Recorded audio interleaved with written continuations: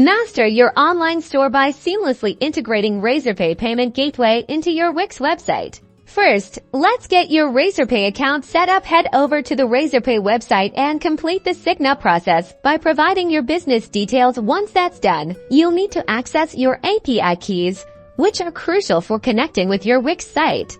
Now switch over to your Wix website editor, navigate to the apps section and search for the Razorpay integration. Click on it to add the app to your site. After adding the app, you'll be prompted to enter your Razorpay API keys. These are typically found in your Razorpay account dashboard under the API keys or settings section. Carefully copy and paste your key ID and key secret into the respective fields within Wix. Next, you'll want to configure the payment settings within the Razorpay app section in Wix. You can customize currency, choose which payment methods to offer, and even set up payment confirmation messages. Ensure all the details are accurate for smooth transactions.